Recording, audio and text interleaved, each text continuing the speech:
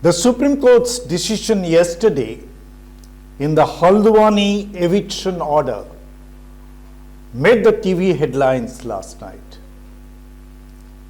It was also the prime news in the morning newspapers today. It's heartening to see that the apex court judges denounced the Uttarakhand High Court judgment in no uncertain terms and stayed that order of forcible eviction. Look at the decision of these two High Court judges. They are, after all, High Court judges, and how could they be devoid of the basic tenets of justice? Justice A.K. Kaul of the Supreme Court rightly asked, how can you ask for the eviction of 50,000 men, women and children in 7 days' time without any rehabilitation plan? Justice A. Shoka, who sat with Justice Kaul in the same bench to hear that appeal, made castigating comments about the High Court judge. How can you ask the paramilitary forces to march into the place to evict the people in this winter? It was clearly a kind of mindlessness that gripped these two judges of the Uttarakhand High Court. They brought disrepute to their constitutional position. Unfortunately, they spoke and wrote not as high dispenser of justice. Their judgment was so patently biased that the two Supreme Court judges did not have to deliberate for long time to stay that order.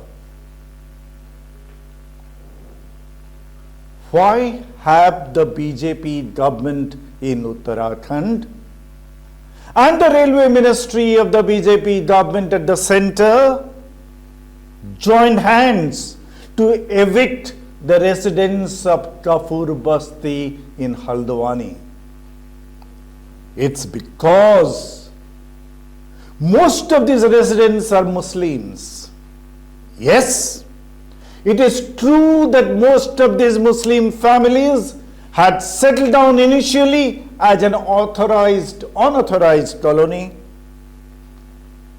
It's very clear that the successive Congress governments had facilitated the setting up of these bastis, as Congress looked up to Muslims as a captive vote bank. These families settled down 50, 60, 70 years ago. The respective authorities provided them water and electricity connections. Government schools and hospitals were set up there.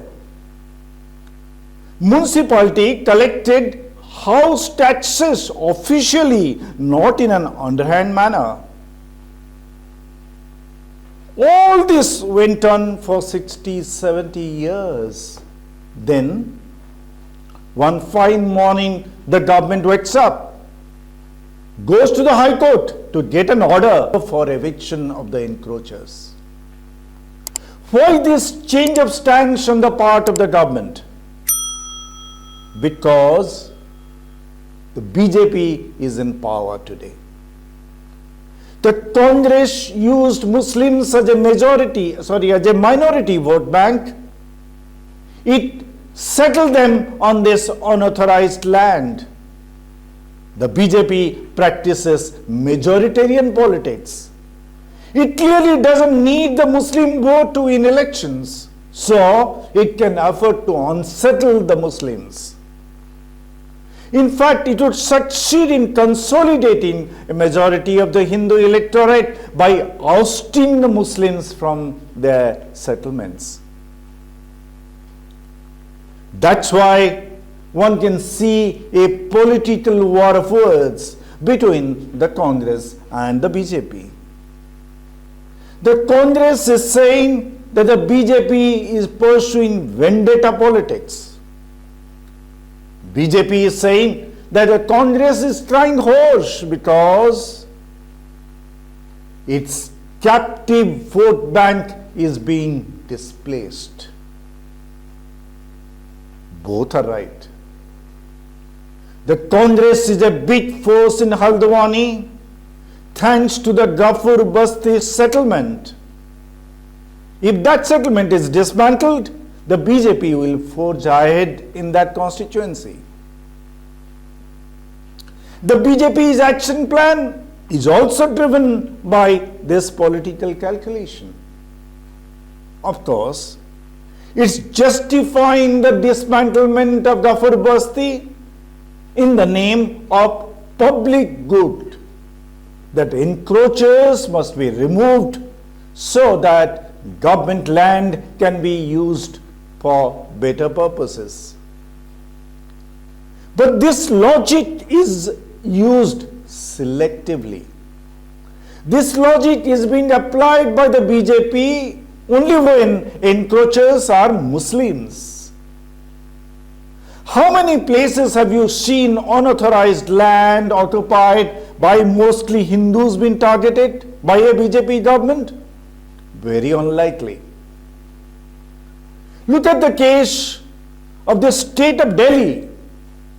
So many unauthorized colonies were regularized by the BJP, by the Congress, and now the Aam Aadmi Party government in the last 30 years. Why? Because a majority of the settlers in these colonies are Hindus. And no party, be it the Congress, be it the BJP, or be it the Aam Aadmi Party, they can afford to directly antagonize Hindu voters, as that may have a cascading effect outside that area.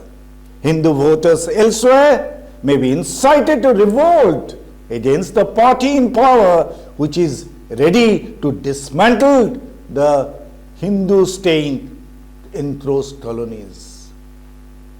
In BJP-ruled Ghaziabad, so many unauthorized colonies have sprung up.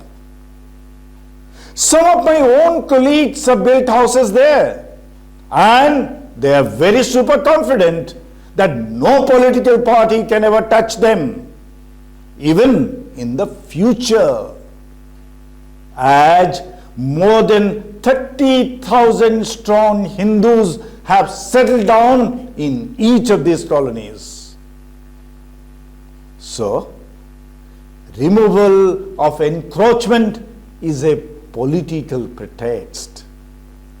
It is driven by political calculations.